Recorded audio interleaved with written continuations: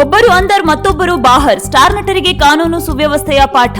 ಅಂತೂ ಇಂತೂ ದರ್ಶನ್ಗೆ 7 ತಿಂಗಳ ಬಳಿಕ ಜಾಮೀನು ಮಂಜೂರಾಗಿದೆ. ಚಿತ್ರದುರ್ಗದ ರೇಣುಕಸ್ವಾಮಿ ಕೊಲೆ ಕೇಸ್ನಲ್ಲಿ 8 ಆರೋಪಿಯಾಗಿದ್ದ ನಟ ದರ್ಶನ್ ಸೇರಿದಂತೆ 7 ಜನರಿಗೆ ಕರ್ನಾಟಕ ಹೈಕೋರ್ಟ್ ಜಾಮೀನು ಮಂಜೂರು ಮಾಡಿದೆ. ಜಾಮೀನು ಕೋರಿ ಆರೋಪಿಗಳು ಸಲ್ಲಿಸಿದ್ದ ಅರ್ಜಿ ವಿಚಾರಣೆ ನಡೆಸಿದ ಹೈಕೋರ್ಟ್ ದರ್ಶನ್, ಪವಿತ್ರ ಗೌಡ ಸೇರಿದಂತೆ ಎಲ್ಲ 7 ಆರೋಪಿಗಳಿಗೂ ಜಾಮೀನು ನೀಡಿದೆ. ನ್ಯಾಯಮೂರ್ತಿ ವಿಶ್ವಜಿತ್ ಶೆಟ್ಟಿ ಅವರಿದ್ದ ಪೀಠ ಆದೇಶ ಹೊರಡಿಸಿದೆ. ರೇಣುಕಸ್ವಾಮಿ ಕೊಲೆ ಕೇಸ್ನಲ್ಲಿ ಜೂನ್ 11ರಂದು ನಟ ದರ್ಶನ್ ಸೇರಿ ಹಲವರು ಬಂಧನಕ್ಕೊಳಗಾಗಿದ್ದರು. ಈ ನಡುವೆ ಜೈಲಿನಲ್ಲಿ ರಾಜಾತಿಥ್ಯದ ಆರೋಪದ ಹಿನ್ನೆಲೆ ಬೆಂಗಳೂರಿನ ಪರಪ್ಪನ ಅಗ್ರಹಾರ ಜೈಲಿನಿಂದ ಬಳ್ಳಾರಿ ಜೈಲಿಗೆ ಶಿಫ್ಟ್ ಮಾಡಲಾಗಿತ್ತು. ಅಲ್ಲಿ ತೀವ್ರ ಬೆನ್ನು ನೋವಿನಿಂದ ಬಳಲಿದ ದರ್ಶನ್ಗೆ ಚಿಕಿತ್ಸೆಗಾಗಿ ಮಧ್ಯಂತರ ಜಾಮೀನನ್ನು ಮಂಜೂರು ಮಾಡಿತ್ತು.